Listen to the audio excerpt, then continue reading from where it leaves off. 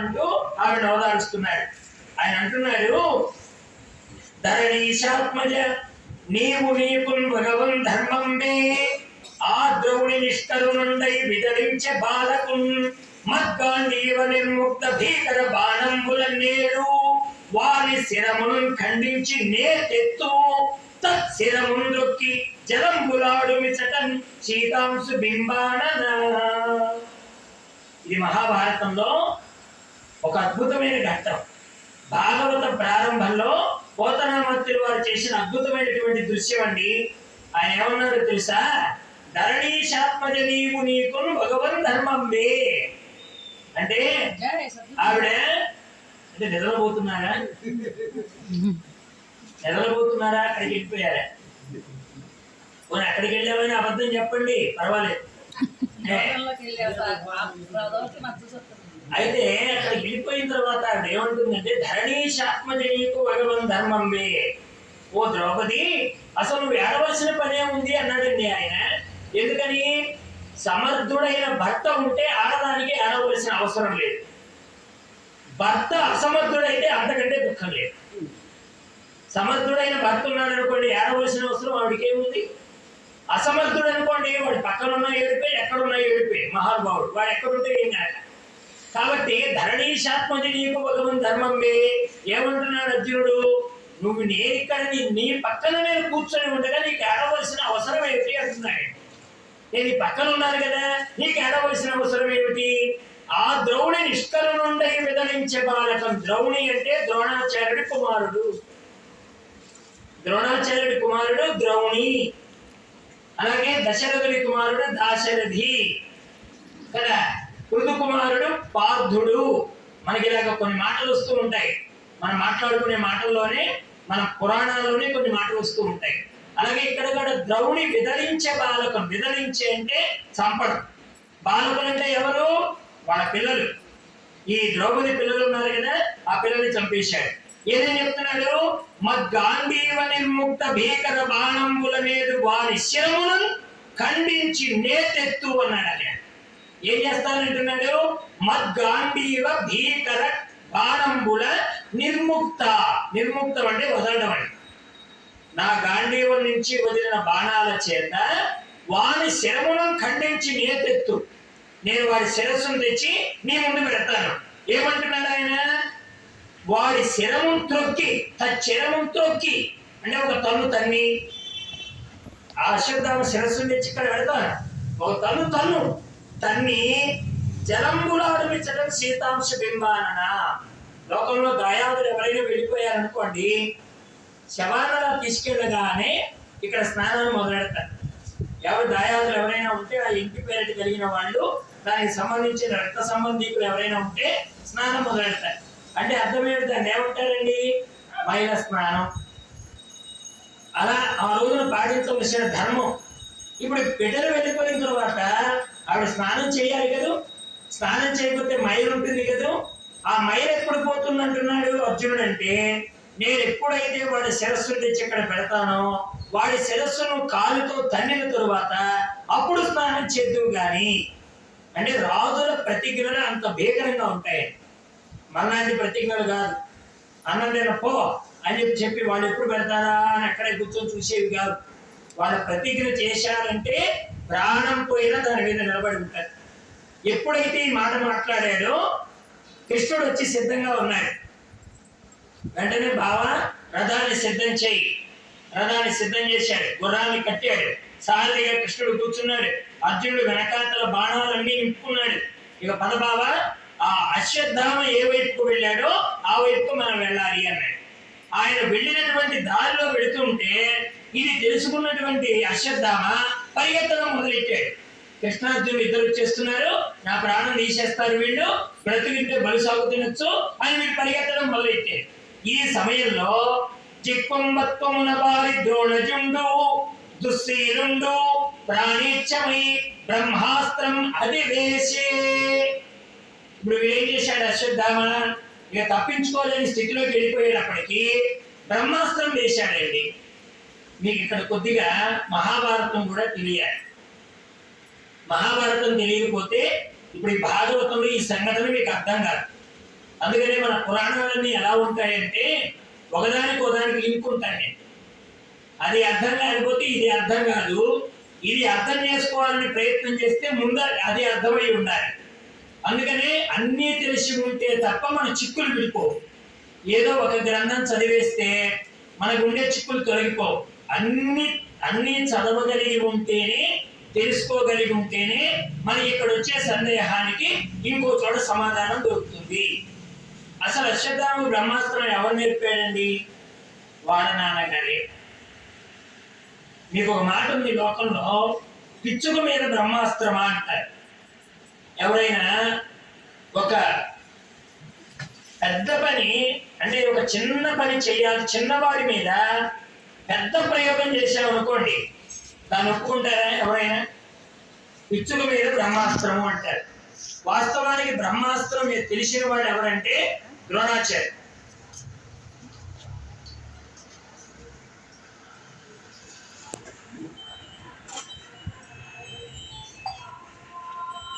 అయితే లోకంలో ఏ విద్య అయినా గురువు నేర్పవచ్చు కానివ్వండి, కొన్ని విద్యలు గురువు నేర్పకూడదు.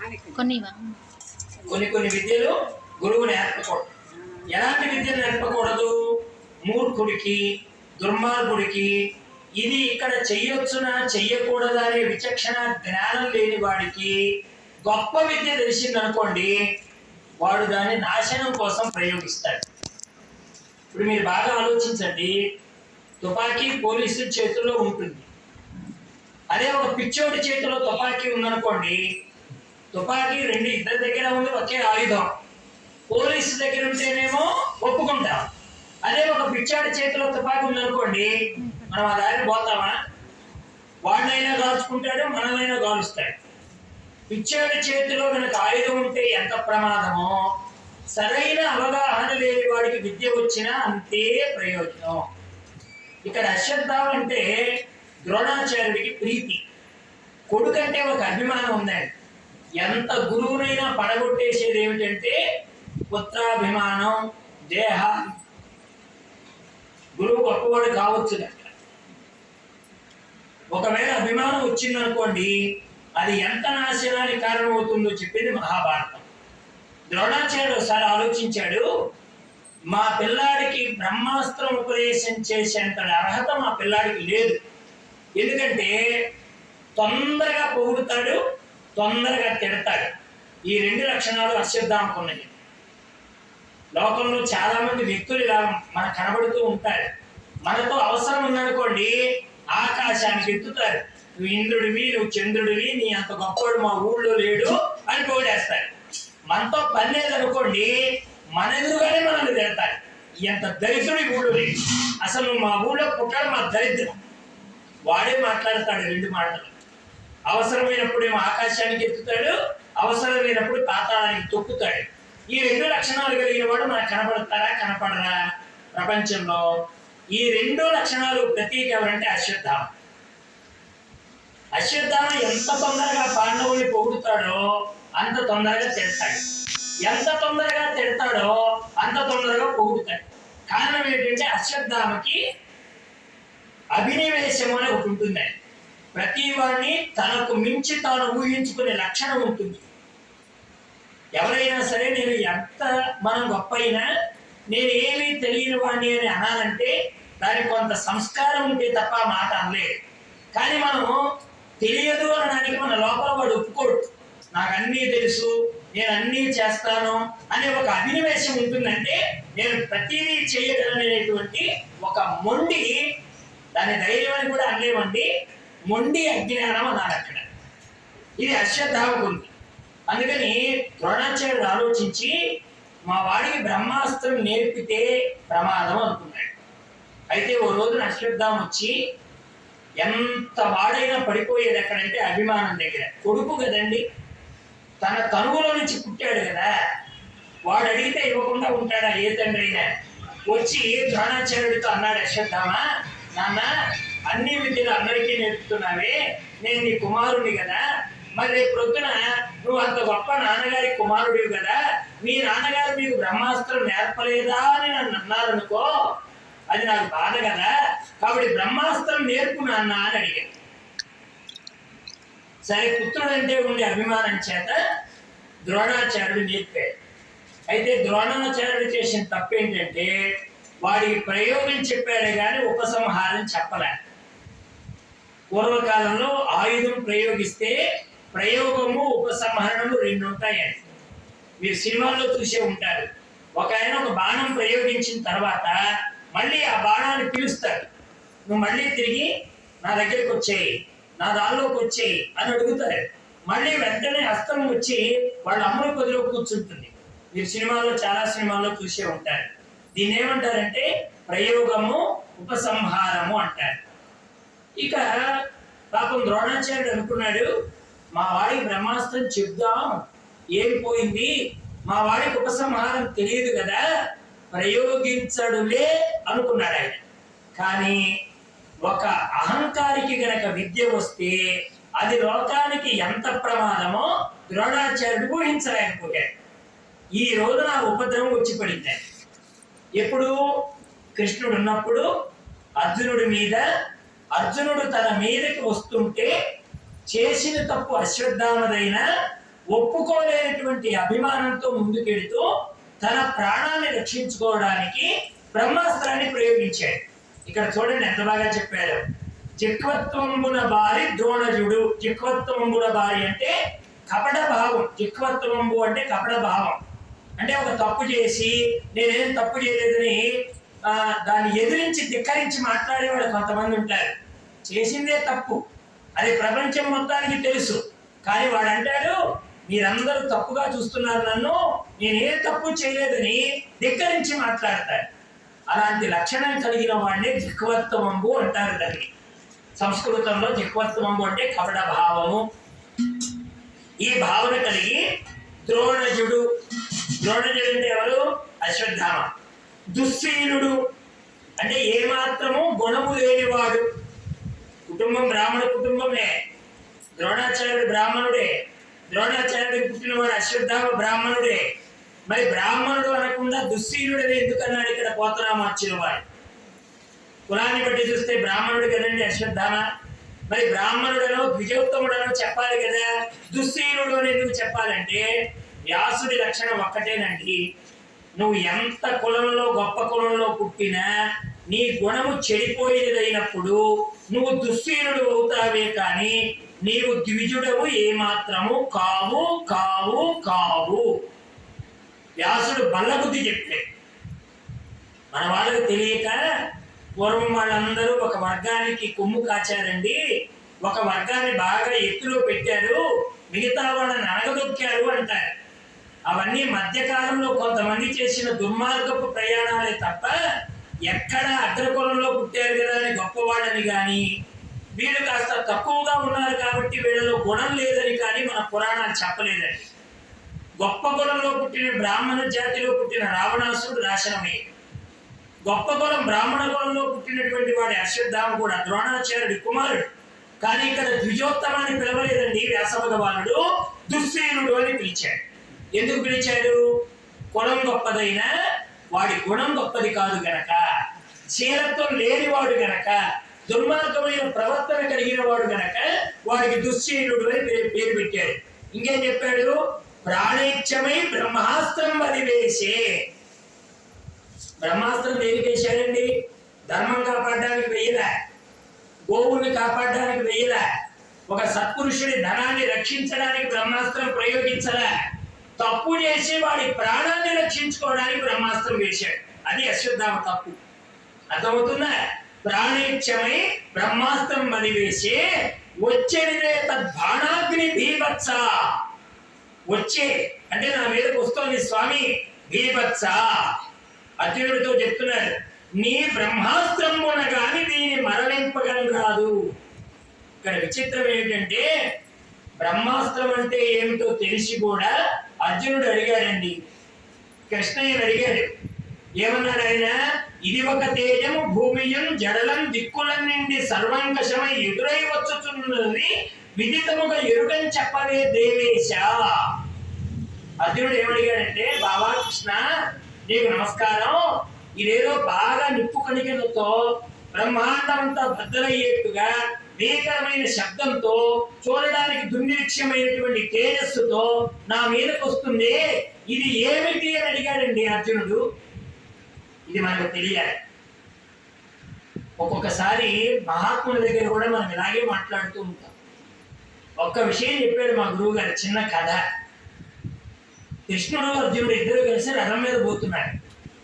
ఆకాశంలో పక్షులు ఎగురుతున్నాయి. కృష్ణుడు అన్నాడు, బావా బావా, హంసలు చూడు బావా ఎంత బాగా ఎగురుతున్నాయో, ఆ బారులు చూడు ఎంత బాగా ఉన్నాయో, దాని తెల్లదనం చూడు ఎంత బాగా ప్రకాశిస్తుందో అని అర్జునుడితో అంటే, వెంటనే అర్జునుడు అన్నాడు, అవును బావా అవును, హంసలు భలే ఉన్నాయి బావా, భలే ఎగురుతున్నాయి, భలే తెల్లగా ఉన్నాయి అన్నాడు. కొద్దిసేపటి తరువాత ఇదే కృష్ణయ్య, అర్జున పొరపాటు పడ్డాం, అది హంసలు కాదయ్యా కాకులు, చూడు ఎంత నల్లగా ఉన్నాయో అన్నాడు. వెంటనే అర్జునుడు అన్నాడు, అవును బావా అవును, అవి కాకులే, అవి నల్లగానే ఉన్నాయన్నాడు. అప్పుడు వెంటనే కృష్ణుడు అన్నాడు, అర్జున నీకంటూ ఒక సొంత అభిప్రాయం లేదా? నేను హంసలంటే హంసలు అంటున్నావు, నేను కాకులంటే కాకులు అంటున్నావు, నీకంటూ కళ్ళు లేవా, నువ్వు చూస్తున్నావు కదా అంటే అప్పుడు అర్జునుడు అన్నాడు, బావా అవి హంసలైతే నాకెందుకు, కాకులైతే నాకెందుకు, నువ్వేదన్నావో అదే సత్యం. ఎందుకని? ఇప్పుడు హంసలు చూపించి నువ్వు కాకులు అన్నావు అనుకో, అవి కాకులు అయిపోతాయి. నువ్వు కాకుల్ని చూపించి హంసలు అన్నావు అనుకో, అవి హంసలు అయిపోతాయి. ఈ కాకి హంసలు కూడా నాకెందుకయ్యా, నువ్వు ఏదంటే అది జరిగి తీరుతుంది. ఎందుకని? నువ్వు దైవానివి కనుక, నీవు నేను ఆశ్రయించినటువంటి భగవంతుడివి కనుక నువ్వు ఏదంటే అది జరిగి తీరుతుంది బాబా. బయట ఉండే విషయాలతో నాకు అనవసరం, విశ్వేశ్వరుడైన నీతో పని కానీ విశ్వంతో నాకు పని లేదన్నానండి అర్జునుడు. ఇది గొప్ప దృష్టి. అందుకనే మహాత్ముల దగ్గర ఉండడం కూడా గొప్ప పరీక్ష. ఇప్పుడు అర్జునుడికి ఇన్ని తెలిసి కూడా అడిగాడు, ఏంటంటే అదేంటి నా మీదకి వచ్చేస్తుంది, ఇంత ప్రకాశవంతంగా వచ్చేస్తుంది, ఏమిటది అని అడిగితే దానికి చెప్పారు, ఆ ద్రోణజుడు వేసినటువంటి బాణం ఇది, అంటే అశ్వత్థామ ప్రయోగించినటువంటి బ్రహ్మాస్త్రం. మరి ఏం చెయ్యాలి? దానికి ఆయనే చెప్పాడు, నీ బ్రహ్మాస్త్రమును గాని దీని మరలింపగా రాదు. నువ్వు కూడా బ్రహ్మాస్త్రాన్ని ప్రయోగం చేసి ఏం చేస్తావు? ఆ బ్రహ్మాస్త్రాన్ని ఈ బ్రహ్మాస్త్రంతో విలీనం చెయ్యన్నాడు.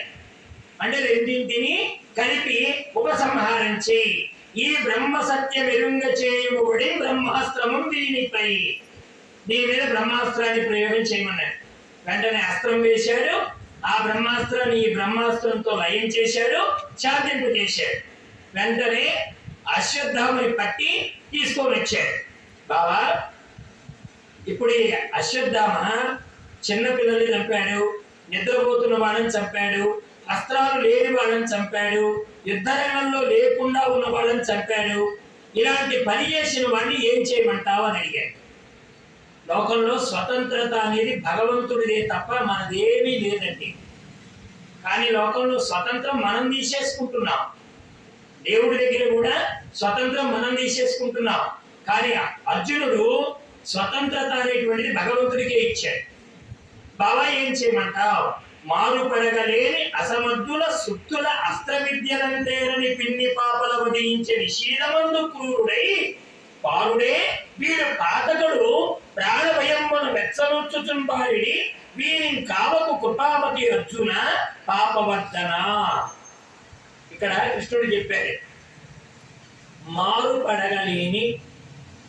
కొద్దిగా ఈ పదాలు మనం అర్థం చేసుకోవాలి.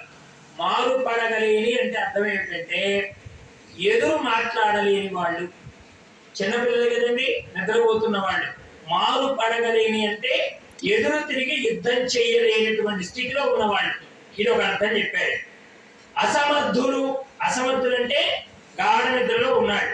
సుప్తులు, కళ్ళు తెరవడం కూడా తెలియదు, నిద్రపోతుంటే వస్త్రాలు ఏ వైపు తొలగిపోతాయో తెలియదు. అలాంటి పిల్లల్ని అస్త్ర విద్యలను తేరని పిల్ల పాపల, సరిగా విద్యాభ్యాసం కూడా సరిగా చేయలేదు. అలాంటి వాళ్ళని నిషీధమందు క్రూరుడై వధించి, అర్ధరాత్రి వేళలో క్రూరంగా వీడు చంపాడు కనుక వీడిని చంపాలి అర్జున.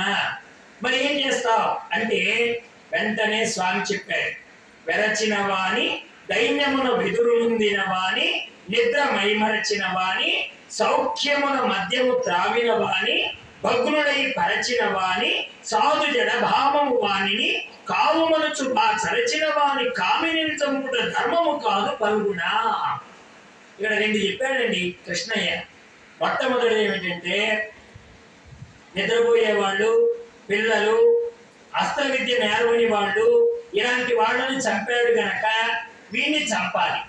అయితే వెరచిన వాణి, దైన్యము నొందిన వాణి, వెదురు నొందిన వాణి, శరణాగతి చెందిన వాణ్ణి కానీ, దండం పెట్టిన వాణ్ణి కానీ, తల వంచిన వాణ్ణి కానీ, వెన్ను చూపిన వాణ్ణి కానీ, అస్త్రాన్ని పడవేసిన వాణ్ణి కానీ, నాకు ప్రాణభిక్ష పెట్టమని వేడుకున్న వాణ్ణి కానీ, మద్యము తాగి మత్తులో ఉన్నవాణ్ణి కానీ, నీ పాదాన్ని ఆశ్రయించానన్నవాణ్ణి కానీ, శరణాగతి చెందానన్నవాణ్ణి కానీ చంపకూడదు అన్నాడండి. ధర్మం చెప్పాడు, ధర్మ సూక్ష్మం చెప్పాడు. వీడు చేసిన పాపం ప్రకారం వీడిని చంపాలి, కానీ ఈ స్థితిలో ఉన్నవాడిని చంపకూడదు. ఇది ఏం చెయ్యాలో నీకే విడి చేస్తున్నాను, కాబట్టి నువ్వే నిర్ణయం చెయ్యి అని అర్జునుడితో చెప్పాడు. వెంటనే స్వామి ఏం చేశాడు, అర్జునుడు అంటున్నాడు, బావా అసలు వీడిని శిక్షించే హక్కు నాకుందా? లోకంలో ఎక్కడైనా ఒక కర్మ అనుభవించామంటే, శిక్ష వేయాలంటే ఆ శిక్ష అనుభవించే వాడి దగ్గరికి వెళ్ళి వేయించాలి శిక్ష. దీన్ని మీకు అర్థమయ్యేలా చెప్పాలంటే రామాయణంలో చిన్న కథ ఉంటుందండి.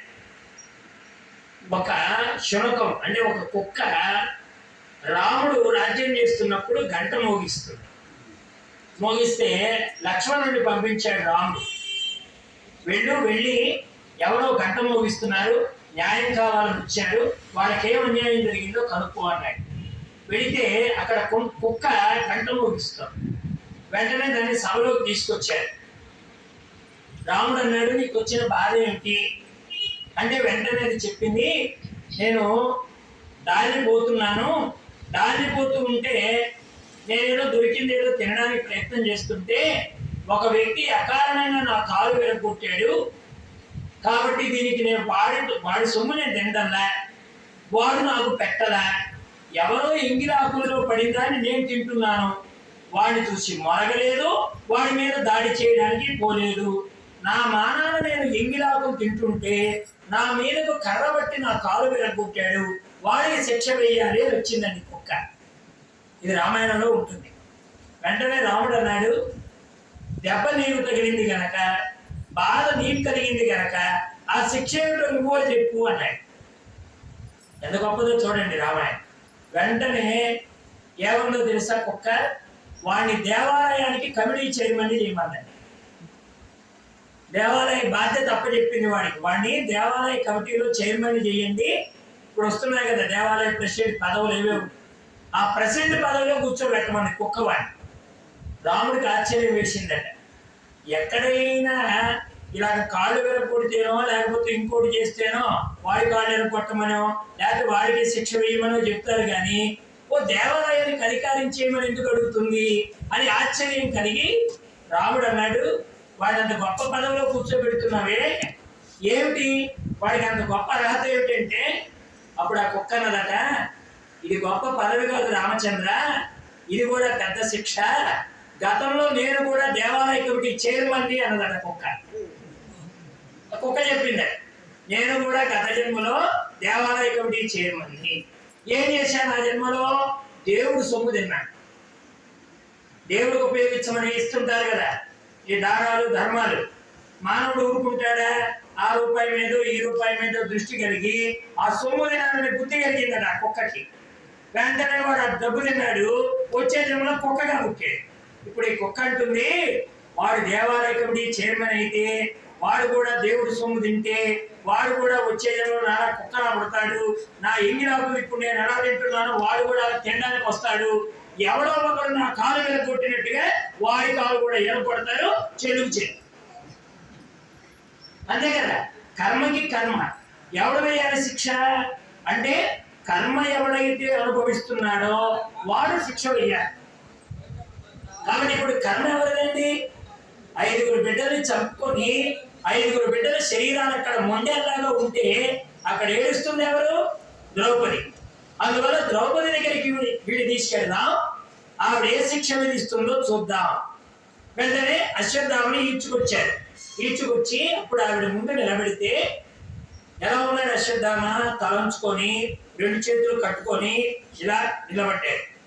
అప్పుడు ఆవిడ అంటుంది, పరగన్మ మగవారులందరూ బాణప్రయోగ ఉపసంహరణాధ్యాయుధ విద్యలన్నీయు ద్రోణునిచే అభ్యసించి పుత్రాకృతి ఉన్న ద్రోణుడవు నీ చిత్తంబులో దేశము కరుణాసంగము లేక శిష్యసుతులను ఖండింపగా పాడియే చంపదగిన ఎట్టి శత్రువు చేత చిక్కెనేని పొసగ మేలు చేసి పొమ్మనుటయే చాలు విశ్వదాభిరామ వినరవేమ అని మన చిన్నప్పుడు వేమ శతకంలో ఒక పద్యం చదువుకుంటాం. నిజంగా మానవత్వం కలిగిన వాడికి శిక్ష ఏమిటంటే వాడి వల్ల బాధని అనుభవించిన వాడి దగ్గర క్షమాభిక్ష పెట్టుకోవలసి రావడం. లోకంలో మనం బాగా శరీరం ఓపికతో ఉన్నప్పుడు వేధిస్తామండి. మన శరీరంలో ఓపిక అయిపోయిన తర్వాత ఎవరిని వేధించామో వాళ్ళ దగ్గరే అన్నం పెట్టమని వెళ్ళాల్సి వస్తుంది. భగవంతుడు ఈ లీల చేస్తాడే. వయస్సులో ఉన్నప్పుడు కళ్ళు కామము తెలియక హింసించడమే పనిగా పెట్టుకుంటాం. తరువాత ఆఖరి కాలంలో వాళ్ళ దగ్గరికి ఇంత అన్నం కోసం వెళ్ళి అడగాల్సి వస్తుంది. అందుకనే ప్రపంచంలో దేన్ని తక్కువగా చూడకు, దేనికంటే నేను అధికుణ్ణి అనే అభిప్రాయాన్ని అభిమానాన్ని ఎప్పుడూ పెంచుకోకు అని చెప్తారు. ఇప్పుడు ఆయన గతి ఏమైపోయిందండి? అశ్వత్థామ గతి ఏమైంది? ద్రౌపది దగ్గర తల ఉంచి నిలబడ్డాడు ఆయన. ఈవిడ ఆయన వైపు చూస్తూ అంటుంది, మా వాళ్ళందరూ విద్య నేర్చుకుంది ఎక్కడ? పరగన్ మా మగవారుందరూ బాణప్రయోగ ఉపసంహరణాధ్యాయుధ విద్యలన్నీయు అంటే ద్రోణాచార్యుడి దగ్గర నేర్చుకున్నారు. ఇప్పుడు ద్రోణాచార్యుడి శరీరంతో లేడు కదా, మరి గురుస్థానంలో ఎవరుండాలి? గురువు కుమారుడు కాబట్టి నువ్వు ఉండాలి. అంటే నువ్వు మా ఆయనకి ఏమవుతావు? గురువు అవుతావు. గురుపుత్రులు నీకేమవుతారు? శిష్యపుత్రులు నీకేమవుతారు? మా గురువు గారి కొడుకు కనుక నువ్వు గురువు గారివి. మరి శిష్యపుత్రులు నీకేమవుతారు? నీ కుమారుల వరస అవుతారు కదా. మరి కుమారుల వరస అయ్యేటువంటి పాండు కుమారుల పుత్రుల్ని అలా నీ హృదయంలో కొద్దిగా కూడా కరుణ లేకుండా ఇంత నిష్కారణంగా చంపేశావే, ఇది నీకు ధర్మమా అని అడిగిందండి. శత్రువుని కత్తితో పెట్టి చంపక్కర్లేదండి, వాడిని ఎదురుగా నిలబెట్టి ధర్మం మాట్లాడితే చాలు. నిజంగా సిగ్గు అభిమానం కలిగిన వాడైతే వాడి అధర్మాన్ని వాడే గుర్తుకు తెచ్చుకొని అక్కడే చచ్చిపోతాడు. వాడి కత్తి పెట్టు కర్ర పెట్టు కొట్టక్కర్లా. అందుకని అశ్వత్థామ అలా నిలబడిపోతే వెంటనే ఆవిడ అన్నది, ఇప్పుడు నేను నా పిల్లల్ని కోల్పోయి నేను ఎలా ఏడుస్తున్నానో, మా ఆయన గారు నిన్ను కట్టి తెచ్చిన విషయం తెలిస్తే, నీ గురువు గారి భార్య ఉంది కదా కృపి, మీ అమ్మగారు ఉన్నారు కదా, ఆవిడ కూడా అలాగే ఏడుస్తుంది కదా. అయ్యో మా ఆయన వెళ్ళిపోయాడే, ఒక్కగానొక్క కొడుకుని శిష్యపుత్రుడైనటువంటి అర్జునుడే బలవంతాన్ని తీసుకెళ్లి ద్రౌపది ముందు అలా పడేశాడట, ఇది ఎంత అవమానం అని ఆవిడ ఏడుస్తుంది కదా. 5 పుత్రుల్ని పోగొట్టుకొని నేను ఎంత బాధపడుతున్నానో, తన కొడుక్కి అవమానం జరిగితే గురుపత్ని కూడా అలాగే బాధపడుతుంది కదా అని ఆలోచించి ఆవిడ అంది, వీడిని విడిచిపెట్టండి అని. అశ్వత్థామని విడిచిపెట్టండి అని. భీముడు కోపం వచ్చింది. పుత్రుల పట్టి చంపెనని కోపమునందదు, బాలకాతకున్ విడువు మనసు చెప్పిని వెర్రిది ద్రౌపది, మీరలు వీరిని చంపలేని మత్పిడికిట పోటును శిరము భిన్నము చేసెద చూడు అందరూ. భీముడు అన్నాడు, కొడుకుల పట్టి చంపెనని కోపమునందదు, బాలఘాతకుని విడువ మనసు చెప్పిని వెర్రిది ద్రౌపది అన్నాడు. ద్రౌపదికి పిచ్చి పట్టింది. కొడుకుల 5 చంపితే ఏమాత్రం బాధ లేకుండా వీడిని విడవమని చెప్తుంది. విడిచేంత పుణ్యాత్ముడా వీడు. ఎంత పాపం చేశాడు? నిద్రపోతున్న వాళ్ళని, అస్త్రాలు లేని వాళ్ళని, చిన్న పిల్లల్ని అర్ధరాత్రి వేళలో చంపాడే. వీళ్ళంత దుర్మార్గం ఎవడైనా చేస్తాడా? ఒకవేళ మీరు చంపకపోతే వీడిని నా ముందుకు తీసుకురండి, వీడిని నా ఏది బలమైన పిడికిడి పోటుతోటి నేను వీడి ప్రాణం తీసేస్తాను అన్నాడు. వెంటనే అక్కడికి వచ్చిన కృష్ణ భగవానుడు ఆశ్చర్యపోయి చూస్తుండగా పిడికిడి పోటుతో ఇలా గుద్దడానికి భీముడు ముందుకు వస్తుండగా తన 2 చేతులు అడ్డం పెట్టి ద్రౌపది నిలబడిందండి. ఎవరికి? అశ్వత్థామ. అశ్వత్థామ ప్రాణం తీయాలంటే ముందు నా ప్రాణం తీసిన తరువాతే అశ్వత్థామ దగ్గరికి వెళ్ళండి అంటే, భాగవతం మనం వింటున్నామంటే భాగవతంలో ఉండేటువంటి రహస్యం మనకు పట్టుబడాలంటే మనకు చిన్న కథ ఉంటుందండి భాగవత మహత్యంలో. ఏమిటా కథ అంటే, బృందావనం పెడతాడు నారదుడు. బృందావనం పెడితే అక్కడ ఒక విచిత్రమైన విషయం చూస్తాడు. ఏమిటా విషయం? భక్తి అనేటువంటి ఆవిడ ఒక ఆడ మనిషి. ఈవిడికి 2 కుమారులు ఉంటారు. ఒకటి పేరు జ్ఞానము, ఒకటి పేరు వైరాగ్యం. వీళ్ళిద్దరూ చచ్చిపోయారు. ఆ భక్తి అనేటువంటి ఆవిడ ఏడుస్తూ ఉంది. నారదుడు వెళ్ళి అడిగాడు, అమ్మ నువ్వెవరు, వీళ్ళెవరు, నువ్వెందుకు ఏడుస్తున్నావు? ఆవిడేం చెప్పిందో ఒక్కసారి వినండి. నా పేరు భక్తి, నాకు వీళ్ళిద్దరు కుమారులు, ఒకడు జ్ఞానము, ఇంకొకడు వైరాగ్యం. మరి వీళ్ళిద్దరూ చచ్చిపోయారు, అందుకని నేను ఏడుస్తున్నాను అన్నది. నారదుడు భక్తి ముఖం చూస్తున్నాడు, పిల్లల ముఖం చూస్తున్నాడు. ఈవిడేమో యవ్వనంతో ఉంది, 25 ఏళ్ళు 20 ఏళ్ళు ఉంటాయి భక్తి అనే ఆవిడకి. జ్ఞాన వైరాగ్యాలు ఇద్దరికి కూడా ముసలి వాళ్ళు అయిపోయారు, అంటే వాళ్ళకి 90 ఏళ్ళు. తల్లికి 20 ఏళ్ళట, కొడుకు 90 ఏళ్ళట. మీరు నమ్ముతారా? తల్లికి 20 ఏళ్ళు, కొడుకులకి 90 ఏళ్ళు. నమ్ముతారా ఎవరైనా? వెంటనే నారదుడు అన్నాడు, ఇదేంటమ్మా ఇంత విచిత్రమైన మాట చెప్తున్నావు, నేను ఎలా నమ్మమంటావు? నువ్వేమో యవ్వనంతో ఉన్నావు, వాళ్ళిద్దరూ 90 ఏళ్ల వాళ్ళలాగా అనిపిస్తున్నారు. నువ్వేమో తల్లిని అంటున్నావు, వాళ్ళేమో కొడుకులు అంటున్నావు, వాళ్ళేమో చచ్చిపోయి పడి ఉన్నారు. దీన్ని నేను ఎలా అర్థం చేసుకోవాలి అని అడిగాడు. ఎవరు? నారదుడు. దానికి ఆవిడ చెప్పింది, నా పేరు భక్తి. అంటే మానవుడు భక్తి ఎలా చేస్తున్నాడంటే యవ్వనంగా చేస్తున్నాడు, ఉత్సాహంగా చేస్తున్నాడు. 20 ఏళ్ల వనిత ఎలా ఉంటుందో మానవుడు భక్తి కూడా అలా చేస్తున్నాడు. అయితే జ్ఞాన వైరాగ్యాలు మాత్రం కలగటం లేదు అన్నాడు.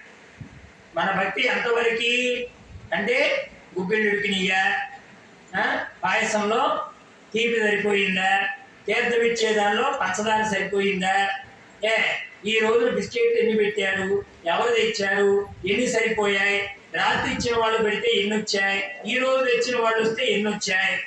మన జీవితం అంతా ఇంతే. ప్రసాదంలో ఉండే తీపి, ప్రసాదంలో ఉండే పులుపు లెక్కేసుకోవడమే. నిజంగా మనం సత్సంగానికి వెడితే మన జ్ఞానాన్ని ఎంత పెంచుకున్నాం? వెళ్ళే దేనికోసం అండి? భగవంతుడి సన్నిధానానికి, గురు సన్నిధానానికి వచ్చే దేనికోసం? జ్ఞానాన్ని పెంచుకోవడానికే, గుగ్గిళ్ళలో ఉప్పు చూడటానికే. దేనికి వస్తున్నాం? జ్ఞానాన్ని పెంచుకోవడానికి రావాలి. గుగ్గిళ్ళలో ఉప్పే ఉందండి. మన ఇంట్లో కేజీ తెచ్చుకుంటే ఒక 80 రూపాయలు పెట్టి శనగలు కొనుక్కొచ్చుకుంటే నీకు అడిగిన దాకా తినొచ్చు. ఇష్టం వచ్చినంత కారం వేసుకోవచ్చు, ఇష్టం వచ్చినంత ఉప్పు వేసుకోవచ్చు. అంటే భగవంతుడు భక్తి అంటే 80 రూపాయలు గుగ్గిళ్ళేనా, 100 రూపాయలు పొంగలేనా, ఇంతవరకైనా పరమాత్మ అంటే? అంత మాత్రం కాదు, మనం తెలుసుకోవలసిన జ్ఞానం ఎంత పొందాం. వాస్తవానికి ఇవన్నీ పై ఇవ్వండి, అక్కడ పెట్టేవి, అక్కడ ఇచ్చేవి, ఇవన్నీ పైన లోకంలో మనం అన్ని తిన్నవే, ఎన్నో మనం రుచి చూసినవే. దీనికోసం మనం ఇక్కడ తాగడానక్కర్లే, ఇంతకంటే గొప్పగా తినొచ్చు ఇంటి దగ్గర ఉంటే. కానీ మనం ఎంత జ్ఞానాన్ని పొందాం, ఇది కావాలి. భక్తి యవనంగా ఉంటుంది కానీ జ్ఞాన వైరాగ్యాలు ముసిలివైపోయాయి. అంటే అర్థం ఏమిటి? జ్ఞానం కలగటంలా, వైరాగ్యం రావటంలా. విచిత్రం ఏంటో తెలుసా అండి? భక్తి అనే ఆవిడకి కూడా తల్లి ఉందని చెప్పారు. ఈ చెప్పిన వాళ్ళు ఎవరంటే రామచంద్ర డోంగిరేజ్ మహారాజు గారు చెప్పారు. నారద మహర్షుల వారు భక్తి, జ్ఞానము, వైరాగ్యము, బృందావనము ఇది మాత్రమే కథగా చెప్తే భాగవత మహత్యంలో రామచంద్ర డోంగిరేజ్ మహారాజు గారు ఏం చెప్పారంటే, భక్తి అనేది ఆవిడ కూడా తల్లి ఉంది అన్నారు. ఎవరో చెప్పండి? భక్తి అనే దానికి ఒక తల్లి ఉందండి. ఎవరా తల్లి? దయా. దయా అనేటువంటి ఆడమనిషి పుట్టేటువంటి వాడే భక్తి అనే పిల్లాడు. అంటే దయ లేకపోతే ఎంత భక్తి ఉన్నా వృధానే. దయ లేకుండా నేను భక్తుడిని చెప్పుకోవడానికి కూడా అర్హత లేదు.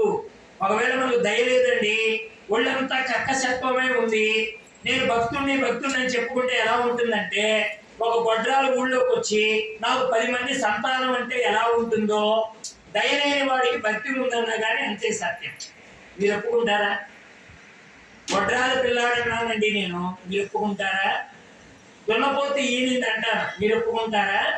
దయలేని వాడికి భక్తి ఉందన్నా కానీ దున్నపోతుకు దూడ పుట్టిందనడం ఎంత సత్యమో, దయలేని వాడు భక్తి కలిగి ఉన్నాడన్నా అంతే సత్యం. దున్నపోతుకు పిల్ల పుట్టుద్దా? మీ ఊళ్ళో పుట్టుద్దా? మా ఊళ్ళో పుట్టదు. కొత్తపల్లి నేను పుడుతుందా?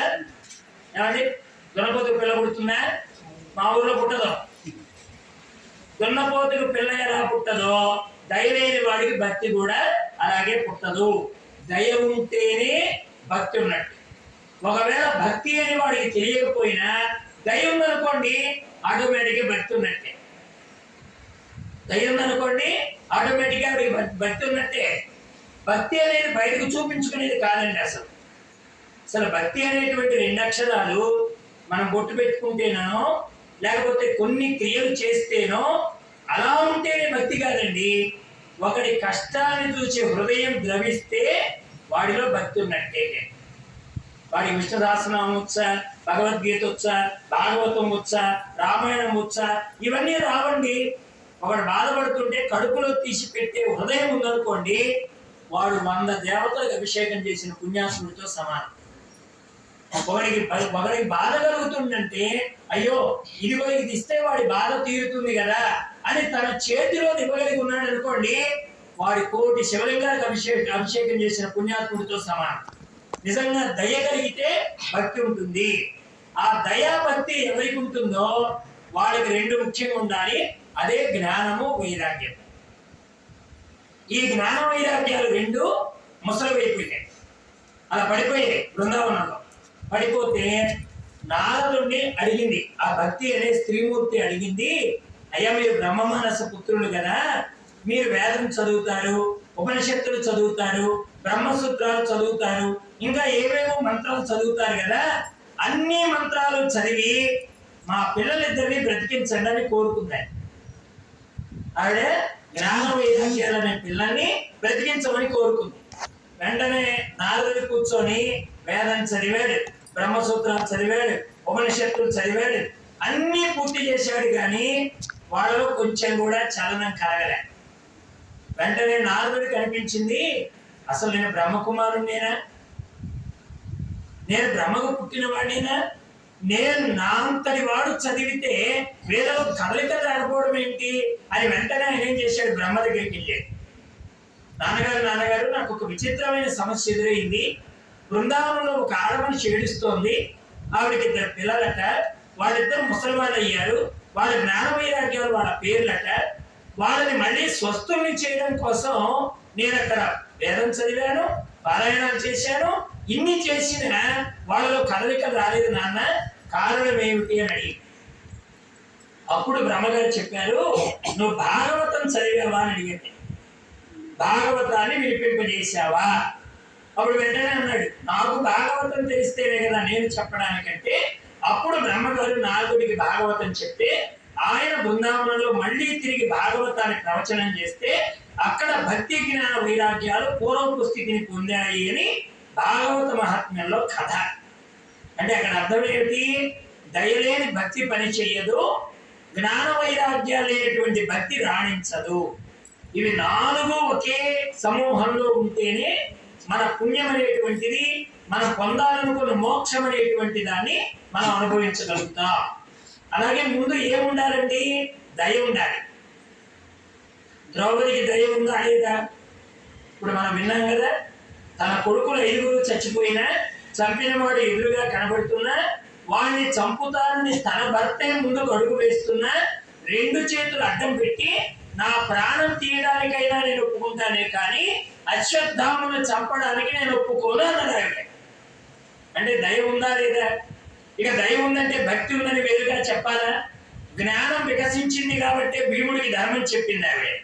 అంటే భక్తి, జ్ఞానము, వైరాగ్యము, దయ అనేటువంటి గుణాలు ఆభరణాలుగా ధరించినటువంటి ఆవిడ ద్రౌపదీ మాత. అటువంటి ఆవిడని చూపించాడు భాగవత ప్రారంభంలో. వెంటనే ఈ వాడి అశ్వత్థామ శిరస్సులో ఓ మణి ఉంటుంది. ఆ మణిని తీసుకొని ఆయన విడిచిపెట్టేశాడు అర్జునుడు. వీడు వెళుతూ వెళుతూ ఏం చేశాడంటే అపాండవం అగుగా కానీ నారాయణాస్త్రాన్ని ప్రయోగించాడు. ప్రయోగిస్తే ఈ నారాయణాస్త్రం యొక్క లక్షణం ఏమిటంటే, అపాండవము అంటే అర్థం ఏంటంటే ఇక పాండవ వంశం ఉండకూడదు. పాండవ వంశం ఉన్నది ఎవరి వల్ల అంటే ఉత్తర గర్భంలో పెరుగుతున్నటువంటి అభిమన్యుడు కుమారుడు, భాగవతాన్ని వినబోయేటువంటి మహానుభావుడు పరీక్షణ్ మహారాజు. ఆయన ఉత్తర గర్భంలో ఉన్నాడు ఆ సమయంలో. ఇక అతడు ఒక్కడు చచ్చిపోయాడు అనుకోండి తల్లి గర్భంలో, ఇక పాండవ వంశం లేదు. అందుకని ఈ ప్రయోగించినటువంటి నారాయణాస్త్రం ఉత్తర గర్భం మీదకు వెళ్ళి, అంటే ఉత్తర గర్భంలో ఉన్న పిల్లవాడిని చంపడానికి ఈ అస్త్రం బయలుదేరి. ఈ లోపల ఓ చిన్న సంఘటన జరిగింది. ఏమిటది?